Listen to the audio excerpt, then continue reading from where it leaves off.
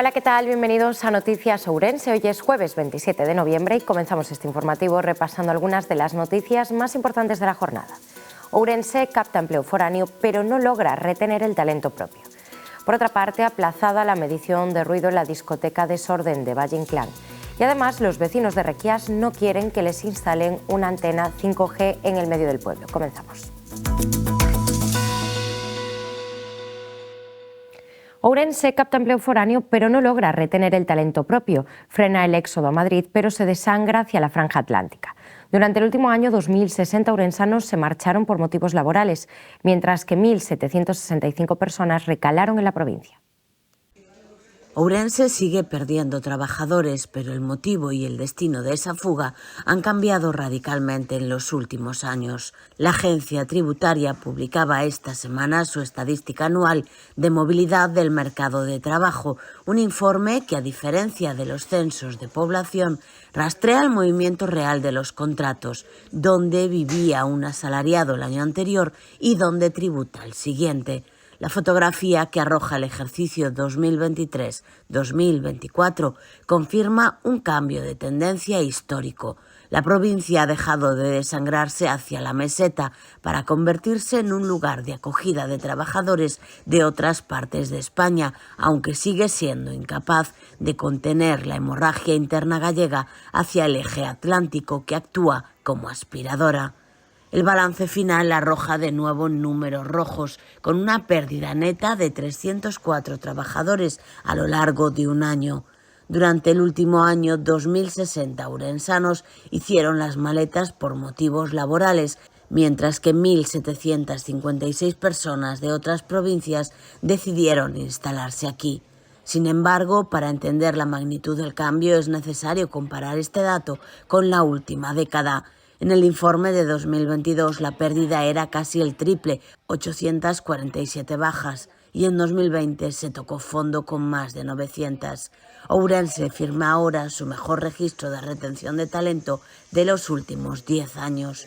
El saldo actual con el resto de España es positivo en 158 personas. Este giro se explica por dos fenómenos simultáneos. Por un lado, el fin de la fuga masiva a Madrid. Por otro, la consolidación de Cataluña como el mayor caladero de retorno. Ourense recupera hoy el doble de trabajadores de Barcelona de los que envía. Sin embargo, la hemorragia gallega se cronifica y el saldo con el resto de Galicia sigue siendo deficitario, en menos 462 trabajadores. La estadística de Hacienda desvela que quien se marchó en 2024 de Ourense por motivos laborales lo hizo para cobrar de media 26.739 euros anuales, mientras que quien permanecía en la provincia percibía 24.538. Esa diferencia de 2.200 euros al año, aunque ligeramente inferior a la de 2022, sigue siendo el motor que empuja a los profesionales cualificados hacia la costa gallega. Además, se produce un empobrecimiento del capital humano en el intercambio. Los trabajadores que llegan a Ourense cobran una media de 23.705 euros, casi 3.000 menos que los perfiles que se van. El Concello suspendió las mediciones de ruido en la discoteca Desorden tras discrepancias entre vecinos y promotores.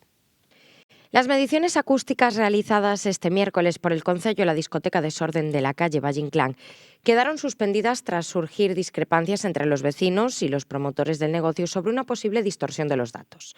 Ante la falta de acuerdo sobre la validez de la prueba, se decidió repetir la inspección la próxima semana con un nuevo protocolo con 2 sonógrafos simultáneos. La semana pasada, un auto del Juzgado de lo Contencioso Administrativo número 2 de Ourense rechazó adoptar medidas cautelares y ordenar el cierre del local, pese a las sospechas existentes sobre la apertura de la sala por la cercanía entre sus promotores y la persona que elaboró el informe que permitió su puesta en marcha. El documento consideró que la solicitud de medidas cautelares excedía el ámbito del incidente y habría supuesto adelantar el fallo del recurso contencioso administrativo. Para el juez, lo único determinante era comprobar si existía un perjuicio irreparable, algo que no apreció al poder los afectados comunicar a la policía local cualquier incumplimiento de los niveles máximos de ruido. Os veciños da parroquia de Santiago de Requias no concello de Muíños néganse a aceptar a instalación dunha antena de telefonía móvil 5G. No mes de outubro pasado, a empresa Celnes puxose en contacto cos veciños da parroquia de Santiago de Requias para comunicarlles a súa intención de instalar unha antena de telefonía 5G. A operadora de infraestructuras xa tiña a ubicación elexida e negociada este terreo no medio de Guntumil, a menos de 10 metros destas casas. Pois fai un ano falei co señor alcalde, porque vin aquí movimientos sobre o tema da antena, e díxome que non era sabedor de nada. Hasta incluso me dixo, cando é así, sacas unha foto aos coches que andan aí e tal. Bueno, non lle saquei fotos a ningún coche. Despois logo, non me acordo, outro día dixo no mes de julio e agosto, pero penso que foi antes, no mes de marzo. Vin aquí 4 picás, un turismo, está quillando aquí na finca esta do lado, e chameino, díxome que non era sabedor de nada tampouco. Sempre me dixo que non era sabedor de nada. Volvino chamar unhas 3 ou 4 veces, sempre. Eu non son sabedor de nada, casi me trata mal e todo un día. Entonces eu, e os veciños de Guntumil e Requias, sentímonos traicionados e engañados. Convocada unha primeira reunión, a veciñanza decidiu que únicamente aceptarían antenas se a instalaban lonxe do pobo, pero a empresa non aceptou. En principio quería que se lle firmara un contrato en blanco. Dicía, firmadesme un contrato porque estou indo en subvención e se non vou perder a subvención, firmadesme un contrato en blanco, o cual deixámoslo sin ubicación. Eu falei no ca directiva, a directiva, claro, somos moi reacios a firmar unha cosa en blanco porque seríamos carne de cañón, é dicir, alguén apagaría o pater e seríamos nós, entón non firmamos nada. Falei co tesourero, dixenlle se podía falar con il, porque eu parecía que me estaba dando moitas voltas, e dixen, fala con il, a ver se interpretas tú outra persona que non son eu. Falou con il, discutiu 1 hora e media, debatiron, hasta que o da antena lle dixo que non, que iba por na ubicación actual, que o único que estaba facendo era perder o tempo e que non ia perder máis o tempo, que tiña os permisos todos do Concello de toda a xente e que apuñale. Mentres no Concello lles aseguraban non ter coñecemento do tema, a empresa insiste en que ten todos os permisos xa concedidos. A Comunidade de Montes lembra que a parroquia forma parte do Parque Natural Baixa Limia Serra do Xurés. Esta zona, sobre todo, é unha zona rural, de uso tradicional, o cual estéticamente non podría haber unha antena deste nivel. Pois polo parque tamén, entre comillas, entendemos que tamén, se nós temos que andar pedindo permiso para sacar árbore, incluso para cortar leña ou para calquer cousa, tonterías, pero é realidade. É dicir, nós para montar un tellado xa temos que pedir un permiso ao parque, aunque sea por escrito. Un rapaz de Requias que montou un pastor, para pôr o pastor, tuvo que pedir unha autorización ao parque se o permitía pôr. Entón, todo isto, se pides permiso para todo, chega un momento que estas grandes personas que veñen de arriba, que non sabemos nin como veñen, nin onde veñen, nin que veñen faer, porque se te fijas, aquí temos bastante cobertura, temos unha antena ali adiante, entón, claro, dis tú, para que somos parque? Para o bo, para o malo ou para chupar cartos? Porque para outra cousa non entendes tampouco. Xa presentaron un escrito no Concello coa asinatura de 112 veciños solicitando toda a documentación do proceso. Eu, ao meu parecer, non é necesario, o sea, eu teño cobertura en prácticamente todo o pueblo. A verdad, de cara ao turismo, por exemplo, a xente que ven aquí é a desconectar, non é a vir a ver onde teño wifi. A ubicación, tampouco, o sea, non pinta nada unha antena no medio do pueblo. E menos cando non se nos poñen trabas para unhas cousas, e agora podemos pôr unha antena aquí porque o dice a saber quen. Entonces, eu non creo que sexa tampouco bonito velo. É o que che dixen, de cara ao turismo, por exemplo, a xente ven aquí por as vistas que temos e que según entres ao pueblo tiñas o embalse á dereita e unha antena de a saber cantos metros á izquierda, pois home, pois non é moi chamativo. Aféctanos a todos, xa que temos 2000 hectáreas de terreno comunal e non é necesariamente poñela aquí no medio do pueblo, hai moito sitio para poñela sin meternola aquí no medio. É o que pedimos, que non la retiren de aquí se a ten que poñer obligatoriamente. Pero aquí non a queremos, porque, olles, isto afétanos a todos, tanto en plan estética como en plan en outros conceptos que dicen que están sin estudiar.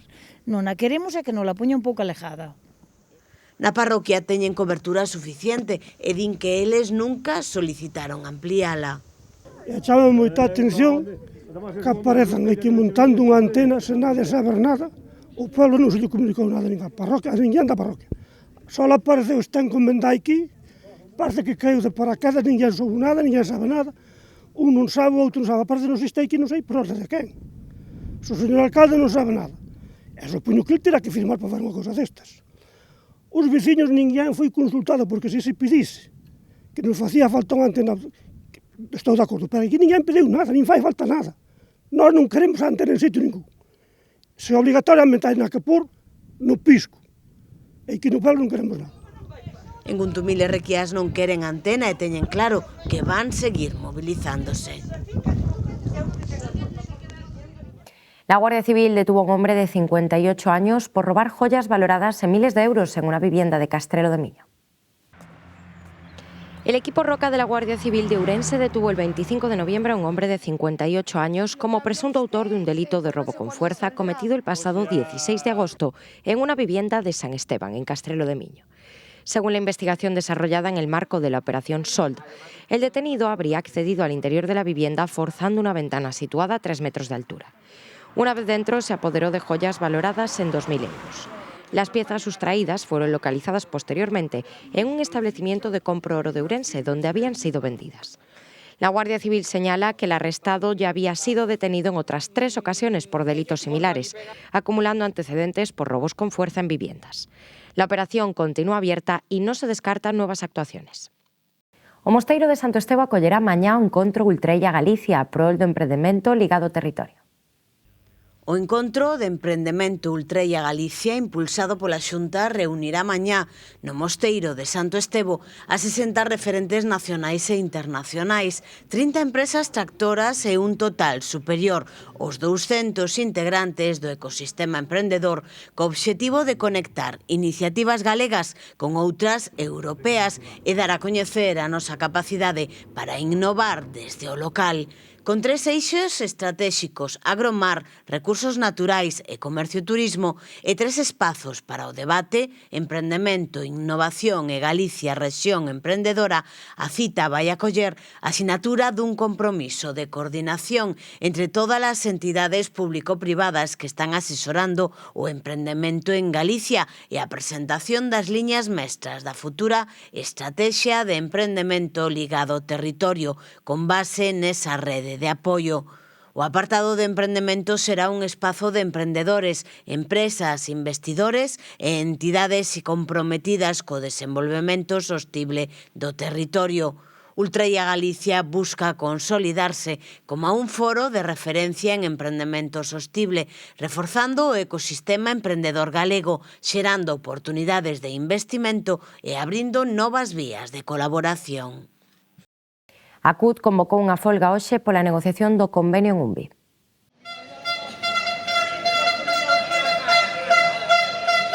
A Central Unitaria de Traballadores convocou folga para este 27 de novembro en Umbi para forzar a empresa a negociar o convenio colectivo, xa que non respondeu ás demandas do comité. Denuncian ademais as modificacións do calendario laboral con respecto das vacacións en agosto, que normalmente tiñan todo o mes, e agora pretenden reducilo a tan só 2 semanas continuadas, unha de sorteo e as restantes espalladas para a comodidade da empresa.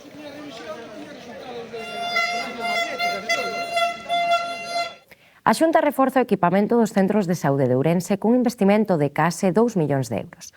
O obxectivo deste investimento en tecnoloxía é reforzar a autonomía e capacidade resolutiva da atención primaria e potenciar o papel da enfermería.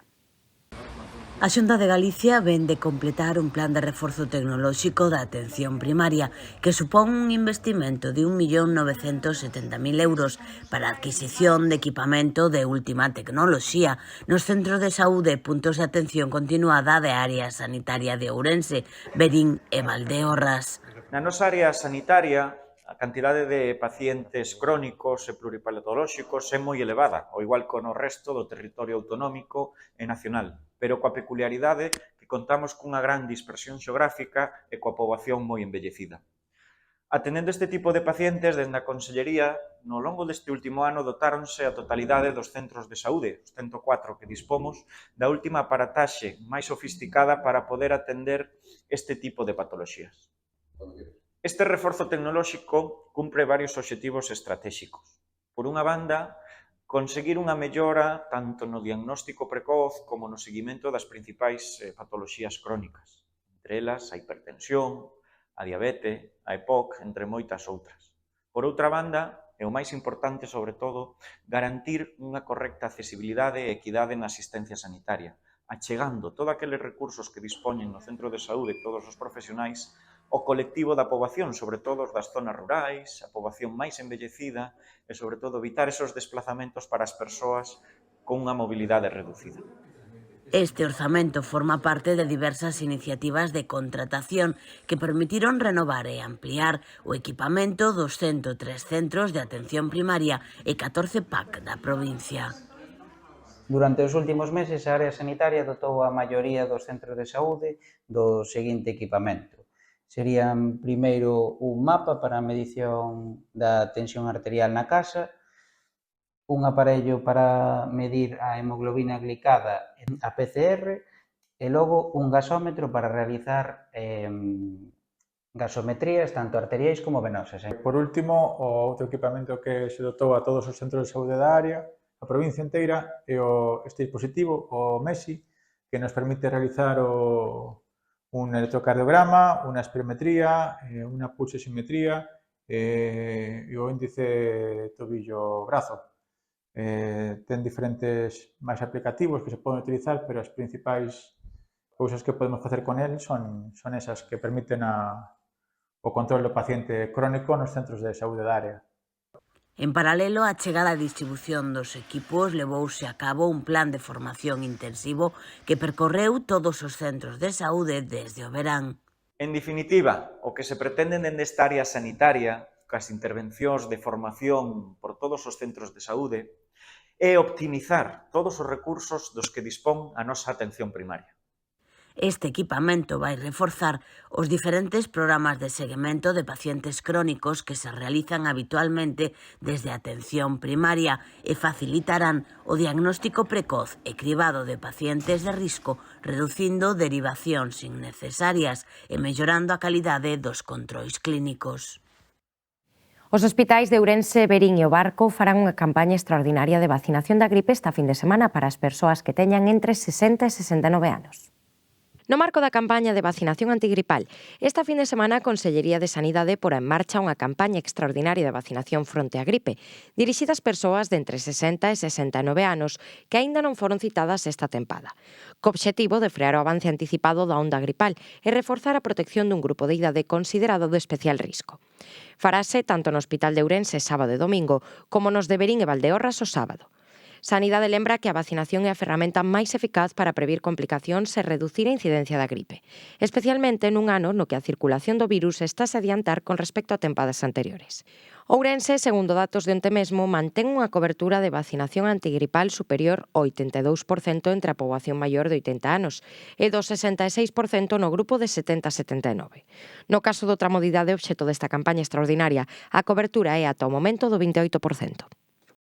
Suben un 12,2% las hipotecas sobre viviendas en septiembre. El importe medio de las operaciones alcanza los 171.000 euros, con importantes diferencias entre comunidades autónomas. El número de hipotecas constituidas sobre viviendas en septiembre alcanzó las 46.120, lo que supone un aumento del 12,2% respecto al mismo mes de 2024. El importe medio de estas operaciones se situó en 171.612 euros, registrando un incremento del 14,1% en comparación con el año anterior según los datos del registro de la propiedad. Si se analizan todas las fincas inscritas, incluidas las que provienen de escrituras públicas realizadas con anterioridad, el importe medio de las hipotecas subió un 14,2%, reflejando la tendencia al alza en el valor de las operaciones hipotecarias. Estos datos evidencian un repunte en la demanda de vivienda financiada, aunque con importantes diferencias entre regiones, lo que refleja tanto la recuperación del sector como las desigualdades en el acceso a la vivienda en distintas partes del país. Los derivados de las aves, los huevos y su carne registran en Ourense sus mejores cifras de los últimos 3 años en una etapa marcada por el confinamiento aviar. Se cumplen 20 días desde que el Ministerio de Agricultura dictase el confinamiento en las granjas de aves para prevenir la expansión de la gripe aviar ante la llegada a través de las aves migratorias. Un hecho que ha tenido impacto en el mercado doméstico del huevo, pero también pone en riesgo el cierre del año en el mercado exterior, donde los derivados del pollo están viviendo uno de sus mejores años, de acuerdo con las estadísticas de la Oficina de Comercio Exterior. El primer producto que mira con cuidado la evolución de la gripe aviar es la carne de ave, cuyas ventas en el extranjero estaban creciendo entre enero y agosto un 24,4% respecto al año pasado, suponiendo para la balanza comercial ourensana 32,84 millones de euros.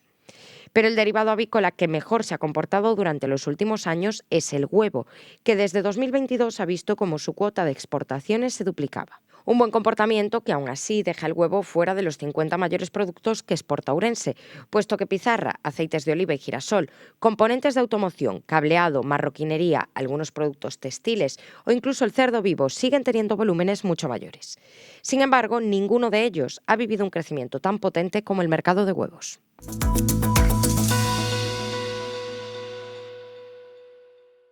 Pues esto ha sido todo por hoy. Muchas gracias por acompañarnos. Que pasen una buena noche. Nos vemos mañana a la misma hora. Adiós.